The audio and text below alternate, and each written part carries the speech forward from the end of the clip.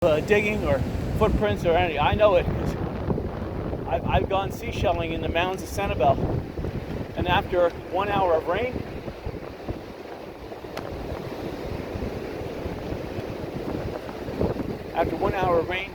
you could not see a footprint. Sometimes it rains so heavy, and there's a lot of ants here too. The ants will, even during the dry season, the ants will just walk all over the beach. There's flocks of seagulls here. There used to be pelicans that roosted on the beach. In those days, they don't anymore, obviously. Yeah, it just got to the point where, anyway, so the design report, so between Punta Rassa and the old trail, which is now called Tamiami Trail, there is, and there could be some on the Tamiami Trail that's lost, but that would be under commercial. You'd have to have some good ground penetrating radar to get through that strong concrete. A lot of that road was dug down to 8 feet, so they may have hit something like that. Not that most of this gold that was lost in Rassa was, they just put the gold on their wagons, and rumor was it that it could have been stolen by there was a lot of drifters, but not a lot, because the cowboys patrolled the trail, so if they saw a drifter with a wagon full of gold, they would have pulled them over. And a lot of cowboys that patrolled the trail, not a lot, but there was at least one or two, they would recognize the wagon, and they would apprehend that person. So there was still law enforcement, even though it was practically non-existent. So if you stole someone's money, you better have a good getaway, because the cowboys that did patrol this area, and again, some of them were just delivering mail. Some of them were, if they had a call for emergency help, the cowboy did it. The cowboy did everything. You would tip the cowboy with some coffee, maybe, or whatever valuables you had. The cowboys didn't mind it. They know they could barter down the road with someone else. I mean, bartering was a big thing back in the 1820s, 1860s. Of course, if you had gold, wow, you could barter your way into a lot of things. That was worth money. So that's the deal there. There's also talk that some Confederate gold money could have came down this way, but I'm pretty sure that the Confederate gold money went, if there was any, it really stopped in Ocala and then went back up north. There could have been some that was thrown over at the Swanee River at the state line, but there was an old wooden bridge. I don't know where across the Swanee River that was. Somewhere up near where Interstate 75 crosses over to Georgia. A little bit east of there, not really at that point. I'm just unfamiliar with the old wooden bridge. Pretty sure the old wooden bridge rotted and fell probably into disuse. They probably, but there could be some there. Most of that gold, though, the Confederate gold, is up by the Georgia-South Carolina border, just north of Augusta, where the dam is up there. There's a nuclear power station, I think, that powers a lot of that area, hydroelectric. So you'll have, they could have swamped in some of that area, but most of that was not necessarily gold, it was silver. But the gold was taken, Confederate gold. I forget the name of the guy, but he was the Confederate Treasury Minister. He wasn't Jefferson Davis. He got caught with some gold, yes, but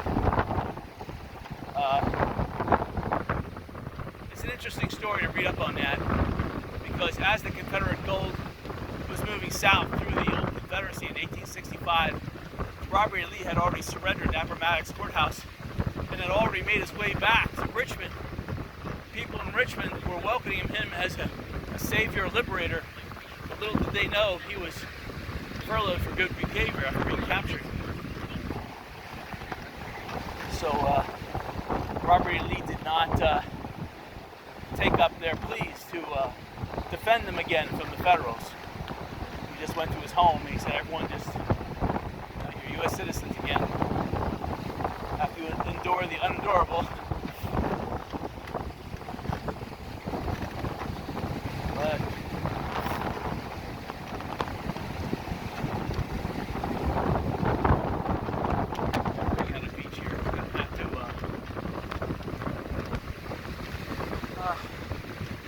next beach access point from the exit. Anyway, there's more stories of lost gold. During World War II, there was a big freighter of that the Germans in 1941, 1942 were very successful sinking Allied shipping here in the Gulf.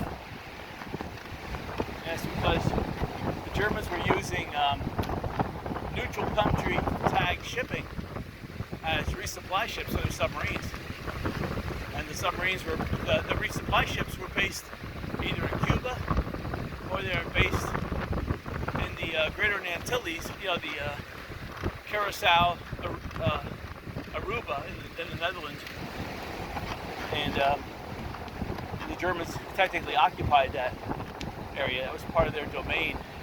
Even after the Allies had so-called occupied it, the Germans were still kind of active in that area. But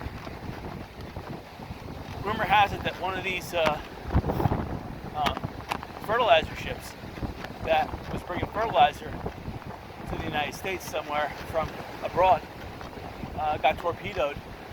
And rumor has it that it had like $15 million in gold aboard as well in the safe. That went down about 70 miles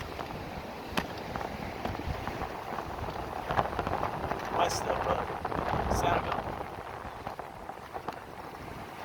So now that area is about 100 feet deep in water with strong currents. We're talking 80 years ago. Gold sinks 1 foot every 100 years. So it may not have sunk too deep. There may be some coral in that area too. Gold can't sink below coral. So I think I got hung up on the coral. So, make a long story short, but that's for people that want to dive. Also, the Etosha, I forget the name of the sister ship, but there was the Spanish fleet of, I believe it was 1620 something. Anyway, that's the Spanish called it the plate fleet. Plate in Spanish is the word for silver, because they wanted everyone to believe that they were carrying silver coin, which is pretty much used to pay their military. Whereas everyone knew that they had emeralds and diamonds and gold and silver. I mean, it would be a coup d'etat to seize a silver ship too, but silver being the least precious of diamonds, emeralds, and gold. And jade, I left that one out because they got a lot of jade from their Philippines. They would trade with the Chinese. They would trade their, by that time, the Spanish had perfected gunpowder, so they pretty much were selling gunpowder to the Chinese through their Philippines and getting all this pearls and emeralds from Philippines. That was being transported to Acapulco and to Panama, and those ships then would cross Mexico to Veracruz, or it would pass Panama, and then those ships then would rendezvous in Havana for the trip back to Spain. And when a hurricane hit, I don't know why, but after 1550, the Spanish weren't taking the southern passage that Christopher Columbus had discovered, probably because it was going more towards hurricanes. They took a course up the Florida Straits, and they said it cut 1 week off their travels because they could take the Gulf Stream, and that would save them a full week. But and it probably was smart too. It's just that the time from Havana really up till Port St. Lucie was the real vulnerable area. Once they got beyond that, then a hurricane would actually help them navigate, or at least they could see one coming. I mean, there were hurricanes out in the Atlantic, don't get me wrong, and there must have been a lot of lost Spanish ships in the Atlantic too. 1622, and of course that's in deep water. You'll never find them unless you have some really good robotic underwater sensing. But in 1622, the hurricane pushed the Spanish plate fleet all the way to Key West and the Marquis Keys and Dry Tortugas. And both the Spanish had, in the front of their armada, they had one big battle, what you call a battleship or whatever, but one big flagship. And then at the rear of their armada, they would have one. So protecting the front and the rear from pirates. And then in the middle would be somewhere between 10 to 20%. I guess you paid more if you were in the middle, and paid a lot more also if you were right next to a one of these Spanish man-of-war ships.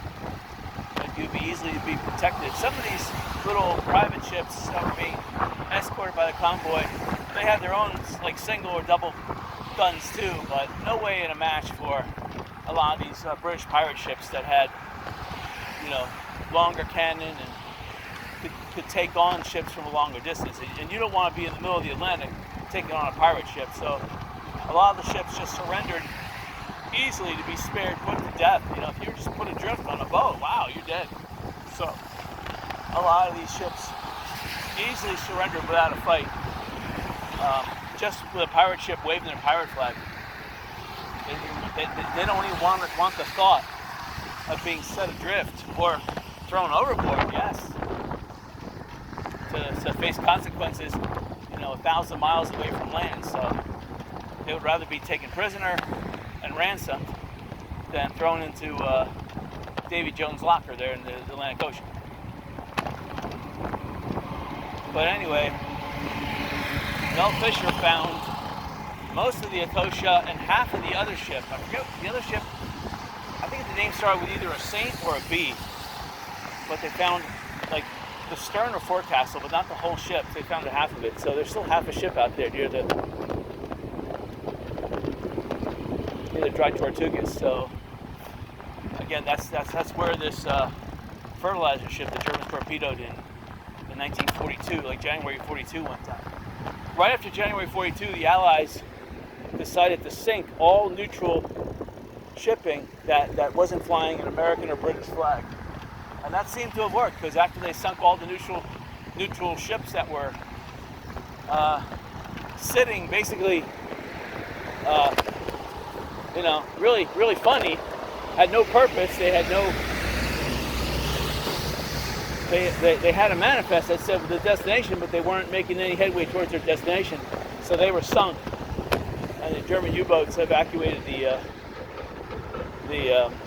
Gulf of Mexico after that. So the Allies did sink one or two U-boats, but for the most part, the U-boats had a free hand with their supply ships, because they would just at night resupply, go back on their patrol. A lot of them, because the United States had a good air cover, would only come out at night. So,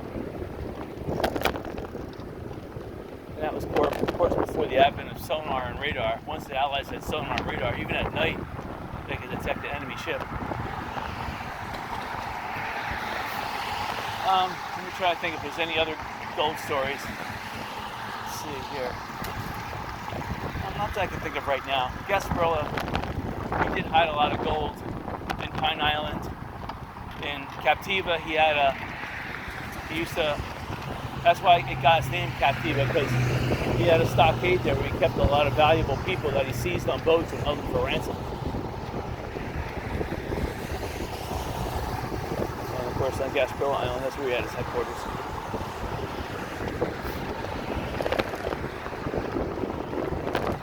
Alright, so we're driving northbound on the Cerro Boulevard. And I was hoping the sun would be out by now, but the sun is not out. This is still a nice day to bicycle. Even though it's 60-something degrees out, I'm comfortable. It's really enjoyable. I'm not getting a sunburn. I was going to put sunblock on, but I'm glad I didn't. Don't need it. It's nice and cool out. I mean, I'm not really sweating at all. It's just the mist. There is a fine mist. So when I was down by the water, there was a fine sea spray, not much, and there was a fine mist. Now the mist is getting even finer. wind is picking up a little bit. I still think it's about 63 degrees. Waves are still choppy. The tide looks like it's coming in still. So, but that's normally how I do it. I bicycle from the northern end of Wiggins Pass area of Fort Myers Beach all the way down to Publix, which is like the middle of the island on the beach. And then I usually turn around and go back up the beach again, but today I chose to go up Estero Boulevard.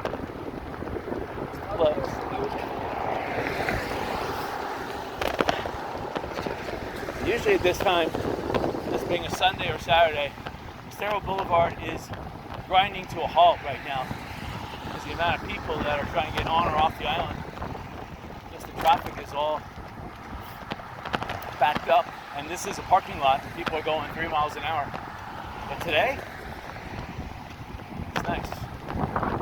It's kind of some solitude out here. It's really nice and peaceful bicycling. There's some bicyclists passing. I would have gone garage selling this morning, but the rain really killed that. I could have gone out to some estate sales. There were 2 of them, but I didn't even think they would be open.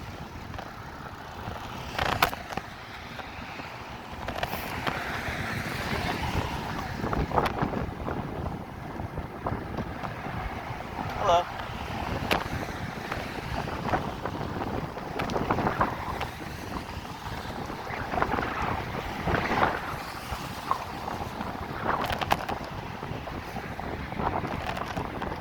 Earlier today, as the front was moving through, there was a tornado watch, and down by Gulf Harbor, there was evidence that a tornado did strike. Palm trees were shredded in that area, billboards and marquees were wiped out and flung around, and a couple trailers from a trailer home park were completely destroyed. So there definitely was a tornado that touched down, if not one, maybe more. And all morning long I was getting alerts on the computer and my cell phone that there was a tornado warning in effect. In fact, it's still in effect right now. It must be 12 noon right now. I don't know why. When the front passed, then this is just the cool air picking up some of the moisture, forming clouds. You know, it's just the temperature getting cold. That's all it is. Wind changing direction.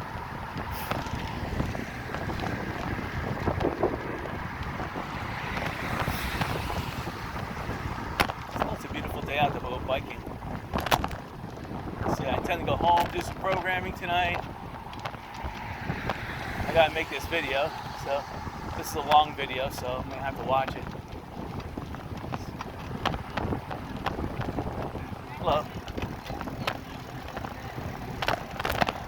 And there are a lot of people from all parts of the country vacationing in Fort Myers Beach this year. More so than usual because of this COVID, whatever you want to call it. People from all over the country, Europe and Canada, are all in Florida trying to have a good time. And for the most part, Florida is offering. You have Junkaroo here on the left. That is crowded right now.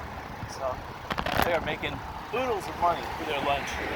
I guess people find that today's a good day for eating out, probably going to the mall, maybe the flea market. Eating out, definitely. I expect more people doing the bicycling.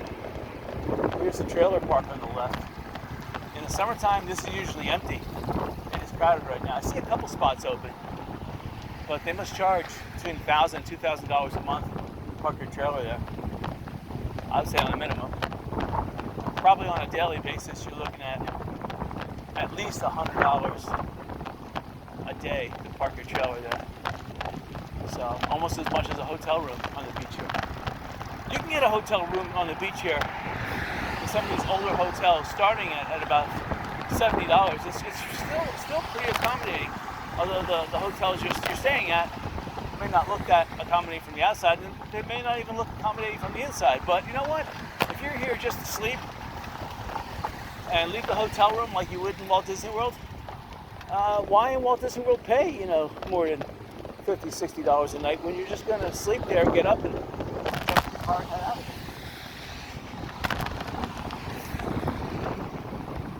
This bank here on the right-hand side, I forget if it was the C&S Bank or couldn't have even been a Bank of the Islands. It's been vacated for the longest while. People use this place as a parking spot. It's one of the free places you can park on the island without your car being towed. Also, the library coming up on the right-hand side.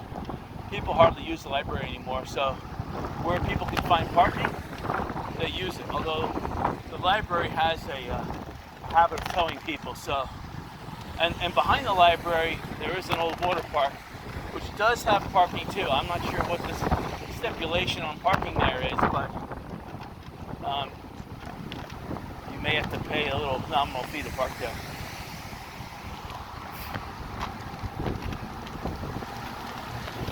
Any road you see on the left-hand side heading towards the beach, you have to have a sticker, or you have to have some kind of online app you have to pay, and the cost of paying is substantial. It's like $2 every 15 minutes. So, minimum. Could be more than that. I park on Little Estero Island. There's a free parking there. I bicycle over the bridge. So, until they make that, once they charge for parking, they don't have to park at the Walmart at the corner of Summerlin and San Carlos, and then bicycle the extra roughly 2 miles.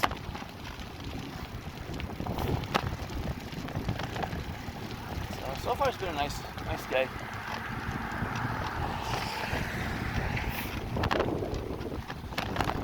Here's coming up on the right-hand side, the fire department took over. I can't understand this, because this used to be a Winn-Dixie, and then there was a Tops supermarket for the longest while. Now, I was thinking an Aldi's was going to come in down here, or another grocery store. But, for them to take all this land and make a fire department out of it, that seems kind of criminal. Because there's plenty of, government land, like the library or the city hall right here on the right-hand side. They hardly use it at all. I mean, they could put a fire department right in the back of the city hall here. It just doesn't make sense that they have to take so much land out of the private sector. And they need another supermarket on the island here. But, oh well, I guess somehow they finagled that one. Sounds criminal to me, but.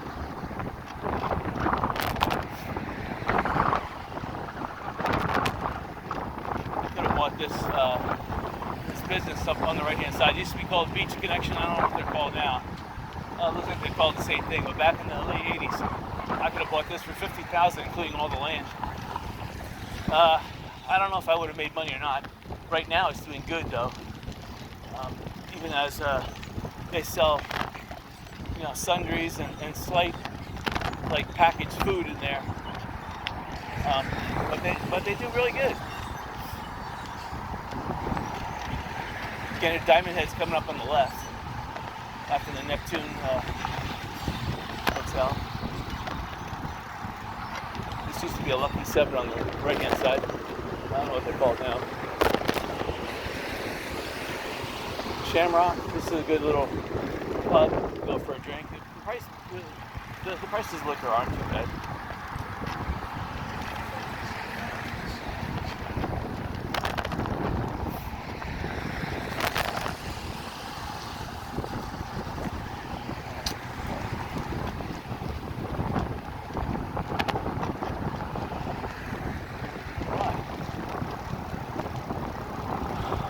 Right here, this used to be a Domino's Pizza, now it's a attorney at law. Domino's spent all that money building that building, and then they went out of business. I couldn't understand that. Domino's Pizza would have been the best thing during the pandemic.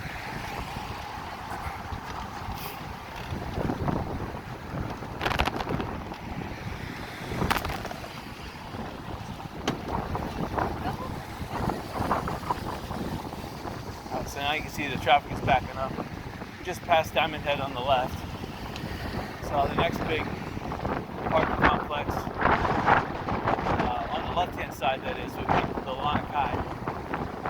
Fort Myers Beach is renowned for having Hawaiian themes. So, like the place here, we're coming up on the right, it's called Leaky Tiki. Although a lot of people know this place better as Tiki Leaky. It's crowded.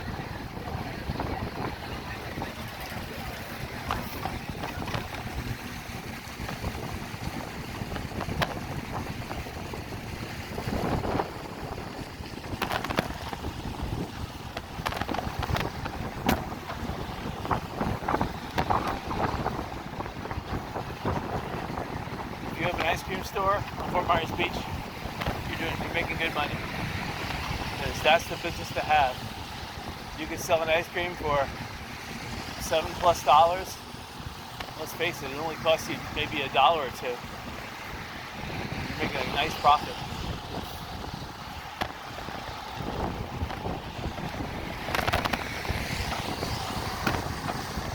And that's the key, is when you have a restaurant, you don't want people in your restaurant to take up table space and sit there. You want to-go orders, or you want ice cream where they come up to the window, they order it, you serve it to them, and they're gone. That way it frees up the window for more orders. So anytime you have like a hot dog stand or some of these food trucks, that's the best business, because you don't have that wasted space where people are eating and taking time.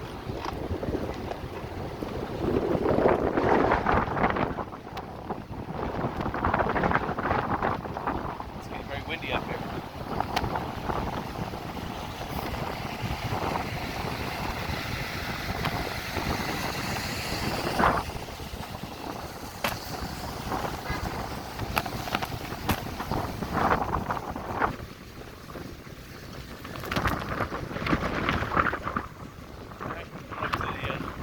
This is a famous 7-Eleven here. It seems to provide refreshment, snacks any time of day or year. It's usually open 24/7. For some reason, it looks closed today.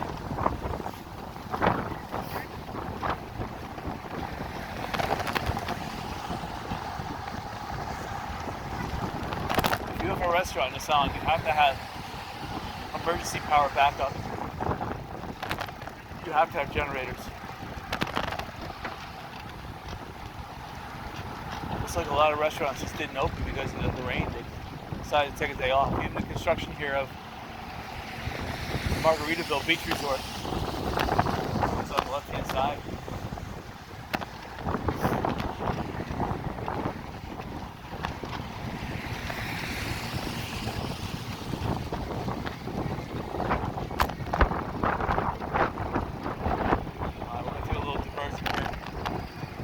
Off the island. They just resurfaced this road, so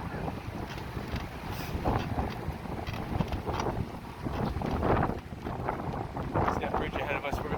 We're gonna be going over that one at slow speed. And it's windy here at ground level. Up there, 8 stories high, it's gonna be very windy.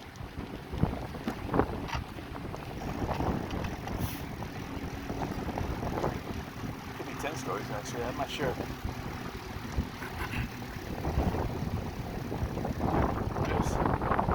There's another beach resort, it's a Lighthouse Beach Resort coming up on the left. It's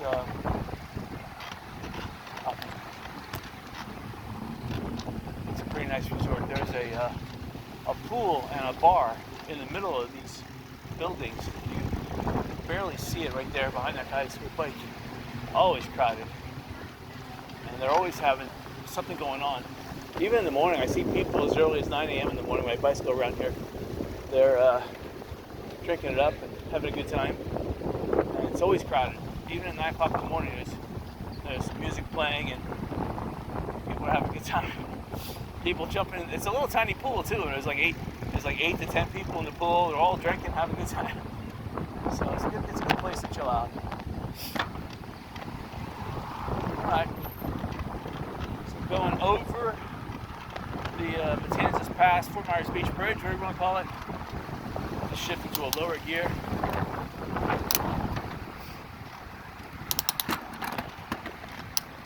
Alright. Just shifting too far back here.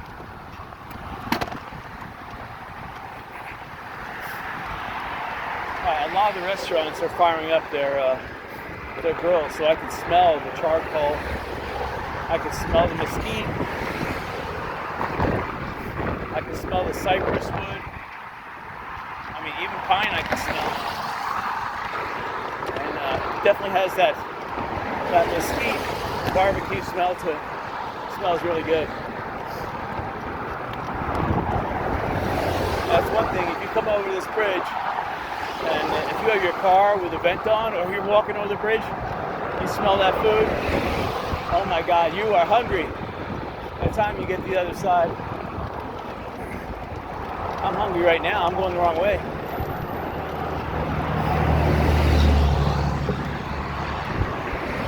Bicycling my $35 bike. I have some electric bikes at home. I could have brought them, but for the distance and the peril I was putting the bicycle in, $35 bike, I consider this bike expendable to the extreme.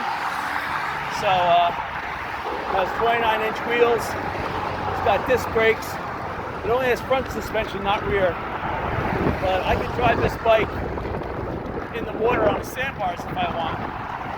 So tires are extra reinforced, so they can take any seashell I drive over. I've driven this bike in 6 inches of water, no problem. But I didn't do that today. So sometimes I have $100, $200, $1,000 bikes, but sometimes it's the $35 bike that gives you the most bang for the buck. And until this bicycle breaks, it's got good driving force. The brakes are optimal. The tires hold excellent air pressure. I have them up to like 70 pounds already. So they're nice wide, 2.5-inch tires. So, alright, we're at the top of the bridge. I'm going to shift up a little bit, I guess. Alright, so the wind is like whipping around. It's hard to tell what direction the wind's coming from because it's coming from all directions right now.